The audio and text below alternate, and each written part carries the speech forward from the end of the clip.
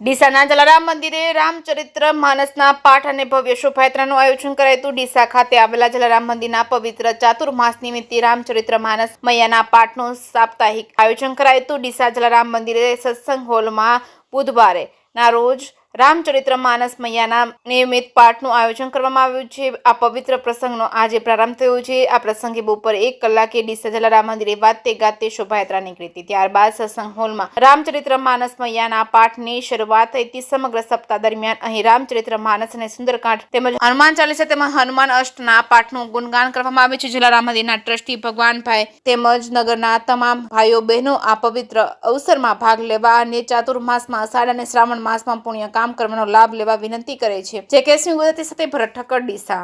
પવિત્ર ચાતુર્માસને અનુલક્ષીને અષાઢ મહિનામાં પૂજ્ય જલારામ બાપાના મંદિર ખાતે શ્રી સીતારામ મંડળ ડીસાની બહેનો દ્વારા અહીંયા 9 દિવસ માટે શ્રી રામચરિત માનસ મૈયા પાઠનું આયોજન કરવામાં આવ્યું છે અને એ નિમિત્તે આજે બરાબર બપોરે 1 વાગે જલારામ મંદિર ડીસાથી શોભાયાત્રા નીકળીને અહીંયા જલારામ સત્સંગ હોલ ખાતે પહોંચી મોટી સંખ્યામાં ભાઈઓ બહેનો અહીંયા ઉપસ્થિત છે। 9 દિવસ માટે આ પાઠ ચાલશે અને આ રીતે સૌ આ પવિત્ર ચાતુર્માસનું પુણ્ય કમાવાનો એક પ્રયત્ન છે અને સૌને ધાર્મિક સનાતની પ્રેરણા મળે એ માટેનું એક આ સુંદર આયોજન છે। ધન્યવાદ।